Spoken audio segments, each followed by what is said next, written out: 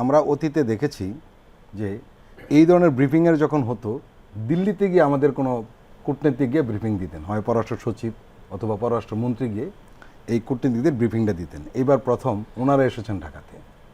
এই বিষয়টি নিঃসন্দেহে অন্তর্বর্তীকালীন সরকারের জন্য একটি ইতিবাচক ঘটনা। আপনি কি মনে করেন?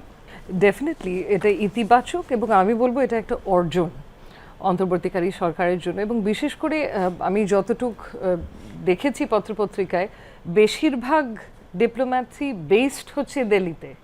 তো আমি আরেকটি জিনিস বলবো যে সময়টাও was perfect to say the list. কেন আমি বলছি এটা তো আপনি বুঝতেই পারছেন যে এখন যে বাংলাদেশ এবং ভারতের মধ্যে যে টেনশনটা এখন আছে এবং আনফর্চুনেটলি বাংলাদেশে ইংলিশ স্পিকিং মিডিয়ার তো ঘাটতি আছে, এর জন্য পুরো বিশ্ব কিন্তু আমাদেরকে ভারতের লেন্স দিয়ে দেখছে।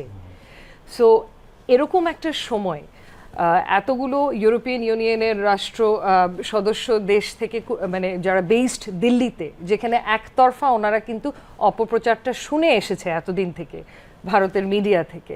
সো ওনারা এখানে এসে কিন্তু নিজেরাও কিছু দূর আন্দাজ করতে পারবে যে গ্রাউন্ড রিয়ালিটিটা বাংলাদেশে কত ডিফারেন্ট ফ্রম ভারতে যে প্রপাগ্যান্ডাটা চলছে তার থেকে। সো আমার মনে হয় টাইমিংটাও অত্যন্ত ইতিবাচক এবং ওনারা যে এসেছেন এটা তো ডেফিনেটলি অন্তর্বর্তীকালীন সরকারের একটা অর্জন।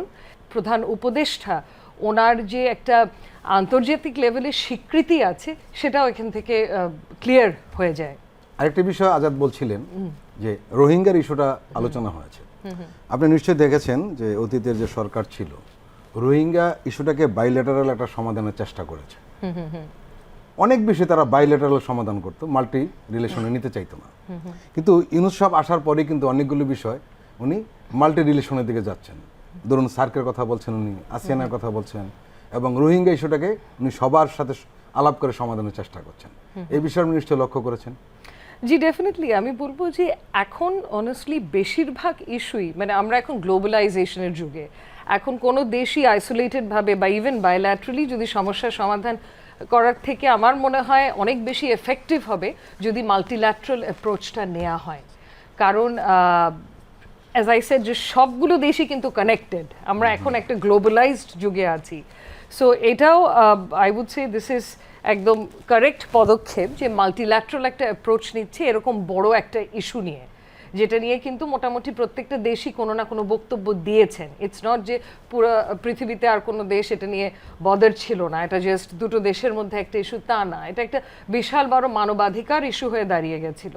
তো এগেন আই উড সে যে এটা এফেক্টিভ একটা মেজার যে মাল্টিল্যাটারাল অ্যাপ্রোচটা যে নিচ্ছে।